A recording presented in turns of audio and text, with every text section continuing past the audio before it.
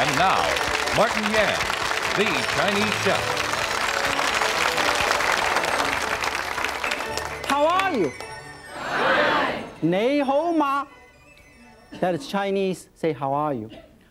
You have heard of Nouvelle cuisine. Well, today we're going to introduce you to Nouvelle Chinese, a mixture of Eastern and Western flavors and technique.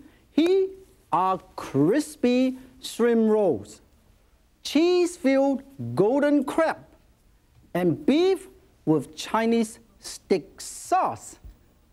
The dishes we're going to show you today is absolutely wonderful. Some of these I've never seen it before because I have never done it myself. But these are wonderful dishes.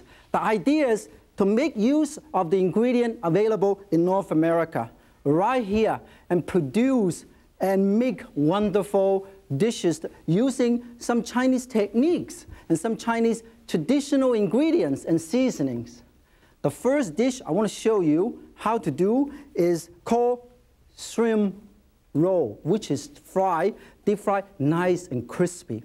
You start with approximately 1 pound, anywhere from 3/4 pound to 1 pound of prawn, medium-sized prawn. And also, I have some Smithfield ham or Virginia ham. You can use anywhere from 2 ounces to 4 ounces. And also, I have some Oriental-style Chinese parsley. Sometimes it's called cilantro or fresh coriander. Okay? And also, I have some bread. Of course, I got to marinate the shrimp with a tiny bit of 1 egg here, and also approximately 4 teaspoons of cornstarch, 1 to 2 teaspoons of sesame seed oil, and also I use a touch of salt, about half a teaspoon or so. This morning, I went in the accounting office here, and I asked for more bread. And this is what I got. Ridiculous.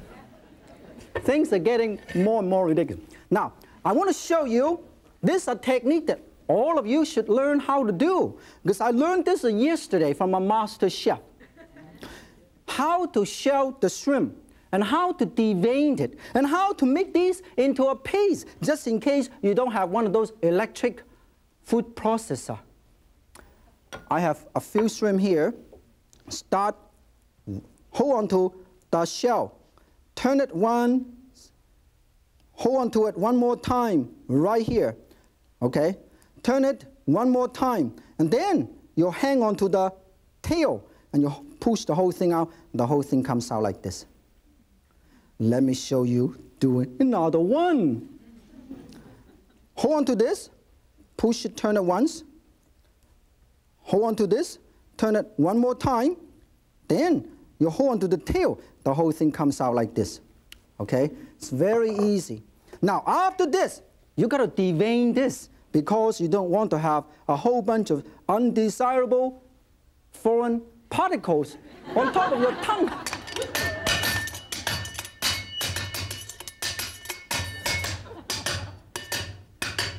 Because you got to psych yourself up when you do this. Put it right here, parallel cutting. And then you will see this is a little piece of here. Ooh, oh, yuck. Take it out. Ooh, yuck. And then you go. Still got stuck. Then you put it here. And then I'll do another one because this is so easy. One. This one has no vein. Haven't eaten for 2 weeks. I want to show you how to do shrimp paste the old-fashioned way. Put it right here. Put it right here. Very easy to do. Now, first of all, you put one over here and you go, ha! Make it into a mess. Put it here. Ha! Set it aside. Ha! Set it aside. Ha! Set it aside. Ha! Set it aside. Make it into a paste. And then you use the 2 knives.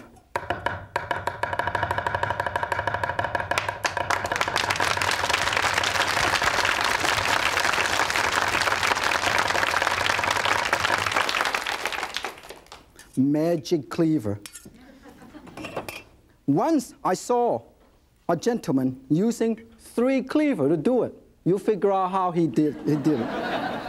Can't figure out. Now, after this is done, we will put it right in this bowl. Got stuck. The wonderful thing about this, if you have any leftover, you can use this to do a little glue jobs around the house. Wonderful. Better than those almighty glue. Now, I'm going to marinate these with the seasoning, okay? And also, I want to put a little egg. You do it by one hand.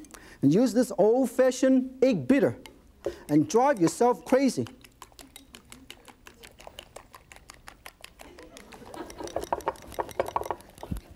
Violent physical exercise. Make sure, let it sit for about half an hour. It's very important, half an hour, okay? Now, the next thing I want to show you is how to do this particular job. Here, you have a piece of bread. You cut it up. One, trim this off. Trim this off, trim this off, trim this off. Put it aside. Trim this off, trim this off, trim this off, trim this off, set it aside. Okay? And then you use one of these roller. Everything can be musical.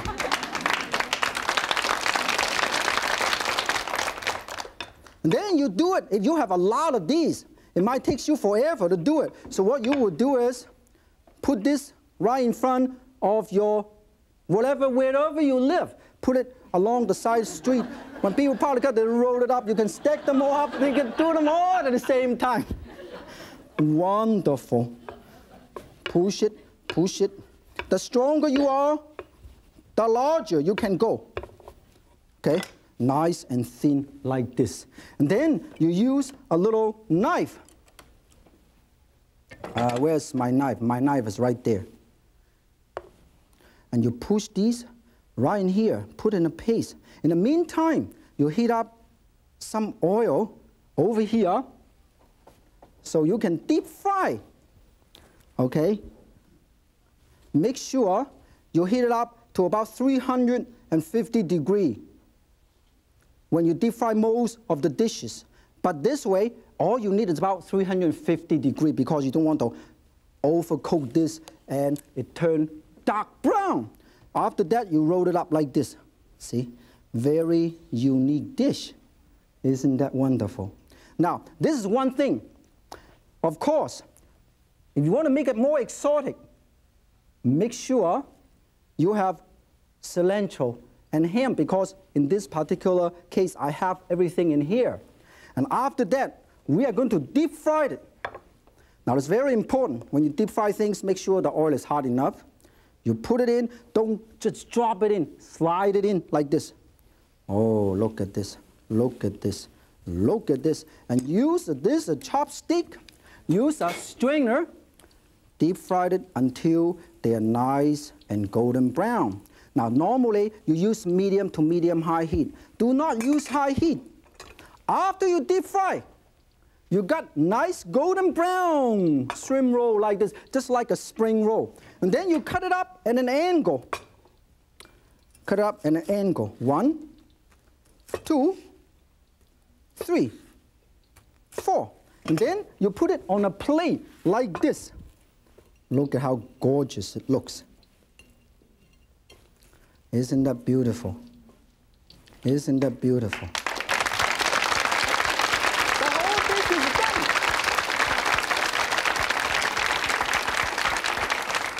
It's a great appetizer. I realize May over there have a question for us. Martin, I'd like to know how you got into cooking. Well, when I was a little tot, I used to crawl around my uncle's restaurant. And I get on everybody's way, so they make me wash dishes. And after a little while, I got so tired of the sink, I decided to take up cooking. That's how I started.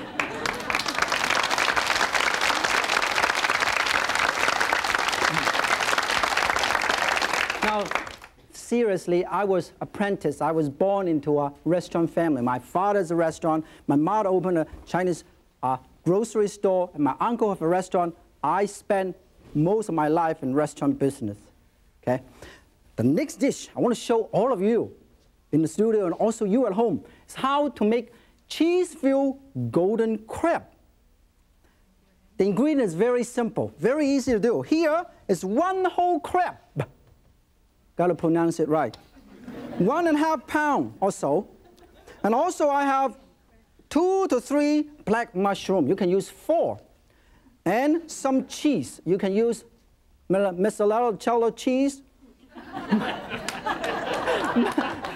Monterey Jack, or cheddar cheese. Use mild cheddar cheese, otherwise you have problem because they will be too strong, overpowering. And also I have some shallot and also some Smithfield ham or Virginia ham. And of course I need a tiny bit of breadcrumb. This is Oriental style breadcrumb. I also have some minced cilantro to give that nice touch of flavor. And also I have some marinade. I have about 1/4 teaspoon of salt, about 1 to 2 teaspoons of wine, and a touch of white pepper, and put them all together. Now first of all, we're going to take these crab. Take this whole thing. Now I have done this ahead of time. And I take this out and I clean it up like this, okay, to save time. And then I mix all these ingredients together. My pet crab, hai jai in Chinese, and his English name is Irvin. The wonderful thing about pet crab, you don't have to worry about getting a license. I have to work, Irvin. Take a walk and be back by 11. Goodbye.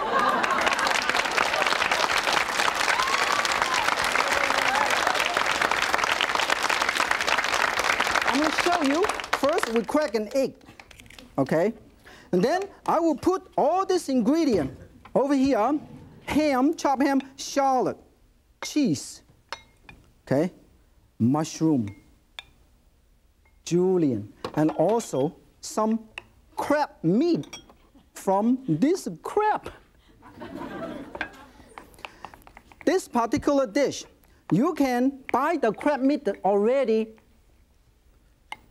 available in the fish market, so you don't have to spend 2.5 months to try to take every single piece of meat out of the crab. It took me 4.5 months to fix this dish. And put the crab meat here, some cilantro, mix them all up, and also wine, cornstarch, and everything. And also mix them all up. In the meantime, I'm getting a tiny bit of water ready in a bamboo steamer. At the same time, I also get this wok with enough oil ready, available, so I can deep fry it. I'm quite sure most people know that cheese are not commonly used in most Chinese dishes.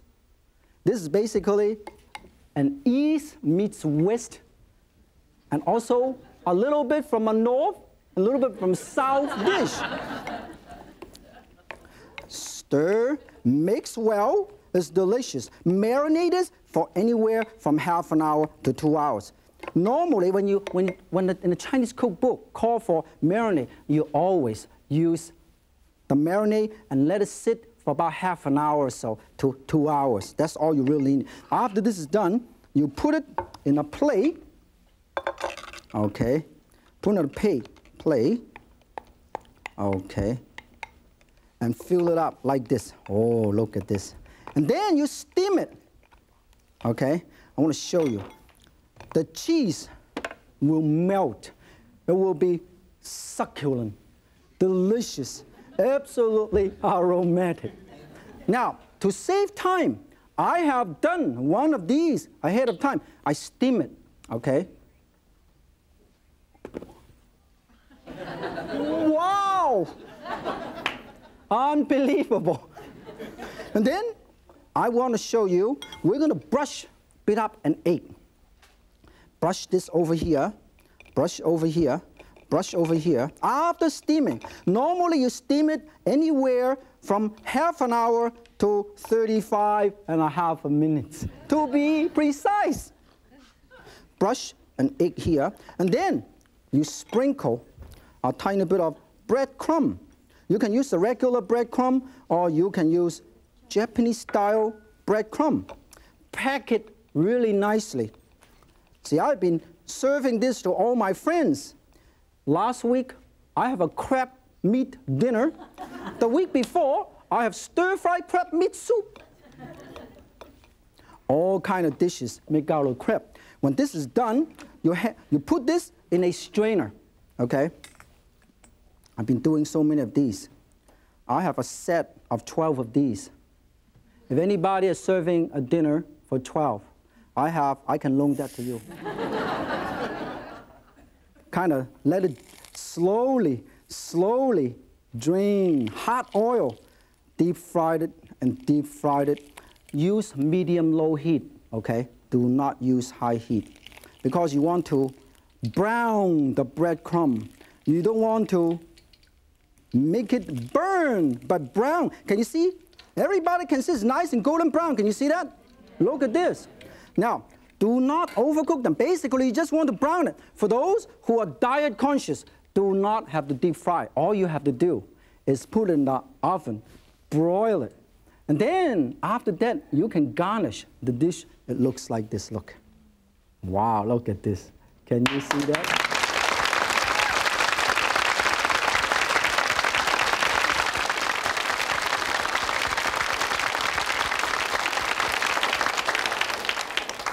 There are 230 million people in this country, but there's only one person who does what this man does. Here is the Chinese candy man, Martin Ing, my good friend. Martin and Martin, we are going to show you, he is going to show you how to make something wonderful, something very traditional. Martin, are you going to show us how to do it? Okay. First, you start with these. Go ahead and do it. You start with malt syrup. You reduce the sugar and reduce the water into a firm piece of dough like this. Then you can take it out, okay? And then you punch a little hole inside, and then you pull it, just like he does. Let's pull it and pull it and pull it from 2. He will put it into 4. Look at this. This is 2 to 4. And then from 4 to 8, geometrical progression. Lynn, over there, have a question for us. Yes, why is it called dragon beard candy? Okay. This is a traditional name. The reason why they call dragon beard candy, the end result of this dragon beard candy looks like white beer. See, that's why they give that name, dragon beard candy. Basically, what it is, you twist and you pull and you twist and you pull. You gotta be muscle.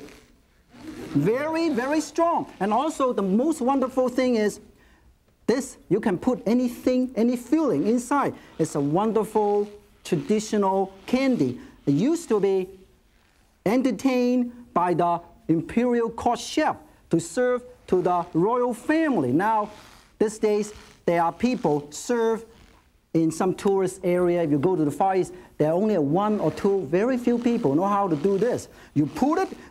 Now you can see, now we have approximately 5,000 threads already. And you put it one more time, it will be 6,526. Pull it. Oh, that's it. Then, look at this. You put it one more time. Then he's going to put this. This is a mixture of shredded coconut, chopped peanut, toast sesame seed. Now I want to show everybody. Look at this. Slowly. Look at this. Wow, look at this. Then, after that, you cut it, and then you put it in your hand, and you put approximately 1 teaspoon of this filling. And you fold it up, and you put it over there, and you serve to your honored guests.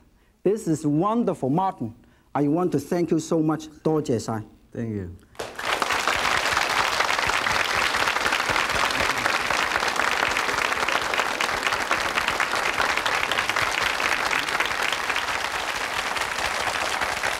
We're going to show you how to make beef with Chinese steak sauce. Start with 1 pound of sirloin or flank steak. Marinate it with 1 tablespoon of soy sauce, 1 tablespoon of sherry, and a tiny bit of sesame seed oil and cornstarch. And also we have the hoisin steak sauce, which is 1 tablespoon of hoisin sauce, 1 tablespoon of Worcestershire sauce, and also 2 tablespoons of ketchup. And of course, 1 stalk green onion and some of these cellophane noodle. Let us get going because we don't have that much time. You started out by cutting the beef. I'm going to cut it. I'll show you the technique the Chinese use, the one that I learned from my mother a long time ago, the cut-put technique. You cut, put, cut, put, cut, put, cut, put, cut, put. The wonderful thing about cut-put is all the put is in one spot. So you can pick up all the put at the same time, like this. If you don't like the cut put, very simple. You cut, cut, cut, cut, cut, cut, cut, cut, cut, cut, cut, cut. No put whatsoever. And then put it right here. Wow. Now, the next thing I want to show you is we are going to brown this in a frying pan. We use only sparingly a tiny bit of oil because this is a non-sticking frying pan. We are going to brown our beef like this. Nicely brown. Brown about 1 to 2 minutes on each side. Let's put them all in and brown it. Brown this. While you are browning this, I want to show you how easy it is to brown the beef. Let's brown this, and toss the food. Wow, look at this. Make sure everything is inside the frying pan. Now, in the meantime, we're going to braise it with a tiny, tiny bit of Chinese steak sauce, hoisin sauce, everything right here. Stir them up.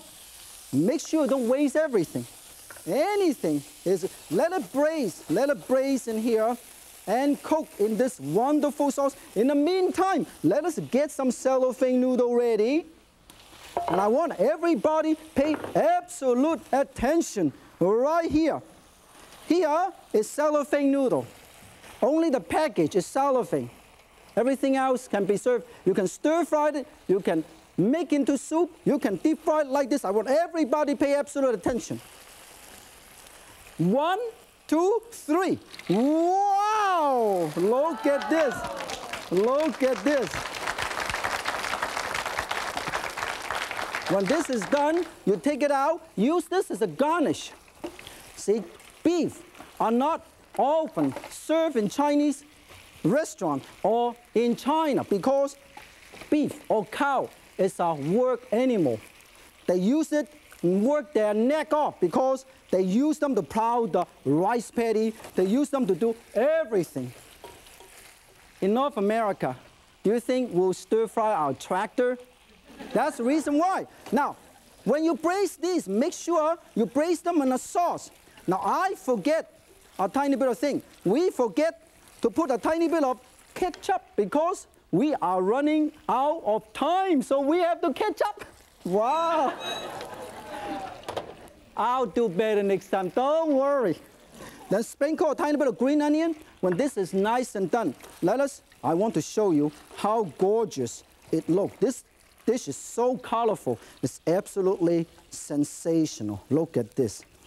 I did not lie to you. Look at how gorgeous. Not only that, I even want to show you, you can garnish these with a little tomato flour like this. Wow, look at this. A tiny, tiny bit of parsley. This dish is absolutely wonderful. That's it for now. And we have no more time. But remember, if Yan can cook, so can you. Joy Gin. Goodbye.